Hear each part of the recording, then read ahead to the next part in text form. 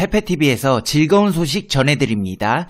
여러분, 세계적인 전기차 회사 테슬라 아시죠? 앞으로 자동차 시장은 전기차가 이끌어 나갈 것이라고 페페TV에서 지난 영상에서 말씀드린 바 있는데요. 테슬라는 전기차 시장에서 압도적인 점유율을 가지고 있는 선두주자입니다. 이 테슬라라는 회사는 일본의 파나소닉과 오랜 기간 파트너십을 가지고 있는 협력업체였는데요. 파나소닉이 잘렸답니다.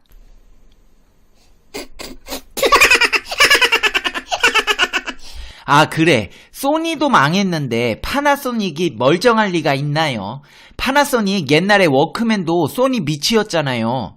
소니랑 손잡고 후쿠시마 앞바다 가자! 이번 영상에서는 테슬라가 파나소닉 토사구팽하고 우리나라 기업과 손잡고 가기로 했다는 소식과 전기차 시장 전반에 걸쳐 정리해드리면서 국제무역과 세계 경제에 대한 상식 수준을 올려보는 시간, 팩트 맛집 팩트 폭격기 페페TV에서 팩트로 제대로 알아보겠습니다.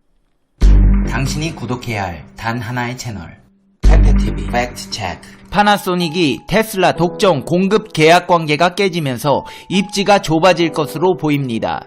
테슬라는 일본의 파나소닉과 사업적 동맹 관계를 유지하고 있었지만 파나소닉이 올 초 테슬라 경쟁사인 토요타와 전기차 배터리 합작사 설립을 추진하면서 관계가 틀어진 것으로 테슬라 최고 경영자는 트위터를 통해 파나소닉 탓에 모델3 생산에 차질을 빚고 있다며 비난하기도 했습니다. 에휴, 이를 어떻게 하길래 협력사 사장이 트위터로 비난하겠어요. 쌤통이다 파나소닉. 그동안 테슬라는 일본의 파나소닉과 사업적 동맹관계를 유지하고 있었습니다.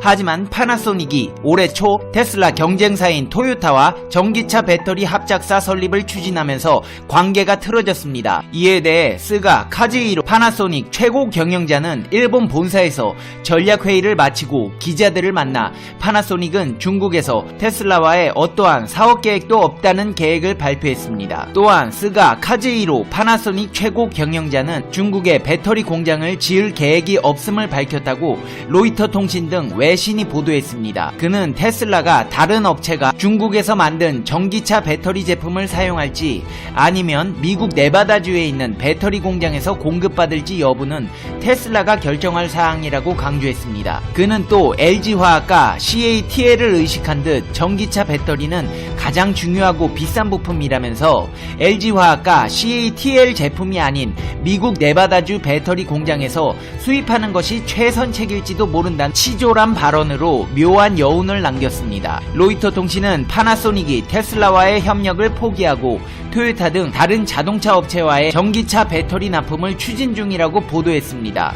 토요타가 중국에서 판매하는 전기차종 가운데 일부 모델에 파나소닉 배터리를 공급하는 방안이 모색 중인 것으로 알려졌습니다. 와, 얘네 진짜 상도덕이 바닥이네요. 세상에 어떤 회사가 우리 회사랑 거래하고 있는데 경쟁사랑 협력해서 배터리 합작사 회사 따로 차린다고 하면 가만히 있겠어요? 진짜 일본 기업이 일본 기업 했네요. 배터리 업계는 이같이 테슬라 파나소닉 동맹이 와해되면서 테슬라의 기가팩토리 3 수주에 기대를 걸었습니다. 전세계 자동차용 배터리 출하량 1위인 CATL은 중국 정부의 보조금 정책 유인을 바탕으로 테슬라 구애에 나섰습니다. 하지만 LG화학은 CATL을 꺾고 최종 배터리 납품사로 선정되면서 업계 내 위상이 한층 강화되는 모양새입니다. 테슬라는 보조금까지 대준다는 중국이 아닌 한국 배터리를 선택한 것입니다. LG화학이 선택된 배경에는 중국 내 공격적인 투자가 진행되고 있다는 점, 가격 및 품질 경쟁력 입증, 테슬라 공장과의 물리적 거리 등이 복합적으로 작용됐다는 분석이 나옵니다. LG화학은 지난해 2조 원을 투자해 중국 난징 전기차 배터리 2공장 건설에 나선 지 3개월여 만에 1조 2천억 원을 추가 투자해 배터리 1공장을 증설하기로 했습니다. 더욱이 LG화학의 배터리 공장이 위치한 난징은 테슬라 상하이 공장과 불과 300km도 안 돼 운송비도 절감할 수 있습니다. LG화학이 테슬라의 중국 물량을 확보하면서 LG화학의 중국 진출은 가속도가 붙을 전망입니다. 이뿐만이 아닙니다. LG화학은 파나소닉의 중도 포기에 힘입어 테슬라 전기차 배터리 공급에 더욱 박차를 가했습니다.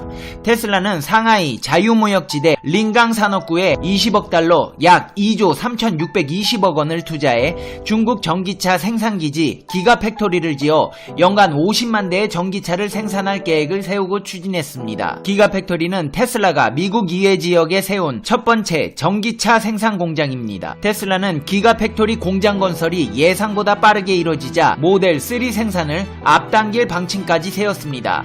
이에 따라 테슬라와 LG화학이 전기차 배터리를 공급하기로 합의하고 마침내 LG화학이 테슬라 중국 상하이 기가팩토리 3 공장에 배터리 납품사로 선정되게 된 것입니다. 테슬라는 중국에서 생산할 전기차 모델 3에 LG화학의 배터리를 사용하기로 결정했습니다.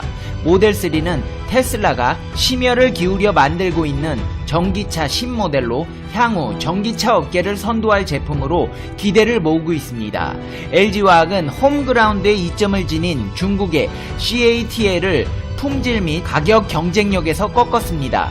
LG화학은 기존 구형 배터리보다 용량이 큰 21,700형 배터리 공급 조건을 내건 것으로 알려졌습니다. 테슬라는 이제 곧 생산하는 중형 세단 전기차 모델 3에 LG화학 배터리를 탑재하고 내년에 출시 예정인 컴팩트 다목적 차량 CUV 모델 Y에도 LG화학 제품을 사용할 예정입니다. 이로써 세계 전기차 배터리 시장의 판도를 바꿀 테슬라 수주전에서 한국이 승기를 잡았습니다. 그놈의 전기차 페페TV야, 너 왜 이렇게 전기차에 집착하냐? 전기차가 뭐가 그렇게 중요해? 여러분, 전기차 산업은 정말 중요한 미래 사업입니다.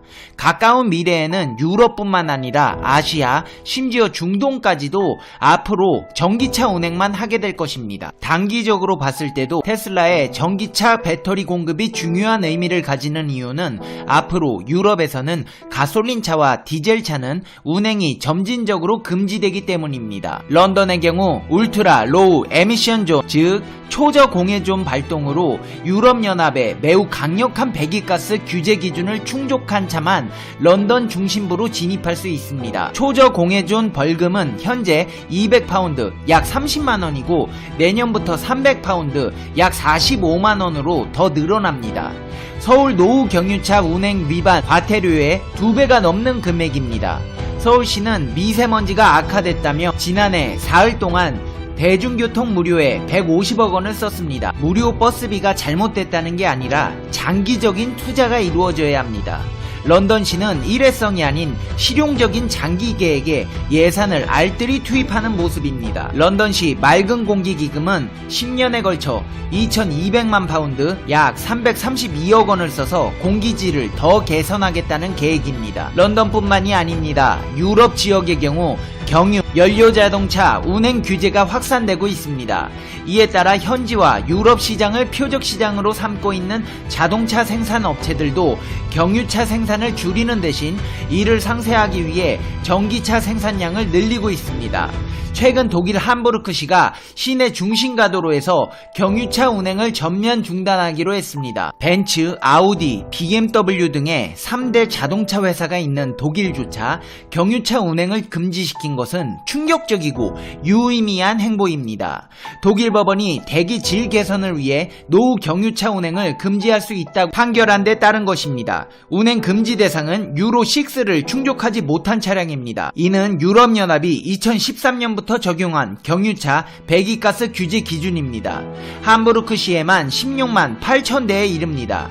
운행 금지 조치를 위반할 경우 승용차는 25유로 27,000원, 트럭은 75유로 81,000원의 벌금이 부과됩니다. 이탈리아의 금융 중심지인 밀라노는 최근 내년부터 경유차의 운행을 규제한다고 밝혔습니다. 토리노, 로마 등 이탈리아 주요 대도시들도 도심 운행 금지 등의 규제를 발표한 상태입니다. 덴마크 코펜하겐시는 2019년 이후 새로 등록되는 경유차의 시내 진입을 금지합니다. 한마디로 노후차가 아닌 새 차더라도 시내에 끌고 나오면 벌금 때리겠다는 겁니다. 2040년 이후 경유차와 휘발유차 등 내연기관차는 판매 자체가 불허됩니다. 아예 내연기관차는 팔지도 못하게 하는 겁니다. 이에 더해 프랑스 파리시는 2024년부터 경유차, 2030년부터 휘발유차까지도 통행조차 금지한다고 발표했습니다. 프랑스 정부가 2040년 프랑스 내 내연 기관차를 판매하지 않기로 하면서 이를 뛰어넘는 계획이 파리시에서 나온 것입니다. 프랑스 환경부는 1997년 이전 등록 경유차와 2001년 이전 등록 휘발유차를 폐차하고 전기차 등 저공해 차를 구매하면 보조금을 지급하고 있습니다. 잘 들으셨나요? 시청자 여러분, 이런 사실들이 페페TV가 전기차에 집착하는 이유입니다. 이제 전 세계에서 내연기관차는 후진국에서나 볼 수 있는 지구 역사의 유물이 될 것입니다. 이제 페페TV의 결론 듣겠습니다. Conclusion. 페페TV. 아니, 파나소닉 사장님, 테슬라랑 공급 계약했는데 닛산이랑 협업 배터리 회사 만들면 누가 같이 사업하겠어요? 양심에 털났어요? 반도체도 망해, 테슬라에 공급하는 자동차 배터리도 한국에 뺏겨. 아주 힘든 시간 보내고 계시겠네요. 어쩔 수 없습니다. 이게 다 아베 탓입니다. 아베한테 가서 따지세요. 후쿠시마 농수산물 팔아먹은 돈으로 보조금 좀 달라고 해보세요. 에이, 아니다. 그 짠돌이가 투자 같은 거 할 리가 없지. 저도 모르겠습니다. 그냥 아베한테 가서 따져보세요. 페페TV 시청자 여러분은 어떻게 생각하세요? 페페TV는 여러분의 생각이 궁금합니다. 댓글로 여러분의 생각을 남겨주세요. 여러분, 겨울이라 활동량이 적어져 운동 부족이 될 수가 있습니다. 집에서라도 간단히 몸을 움직여서 건강 챙기시고 집안에 평안이 가득하시고 행복하시기를 페페TV가 응원하겠습니다.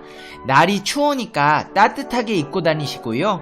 그래도 유니클로 히트텍은 입으시면 안 돼요. 다음 영상에서 봬요. 안녕.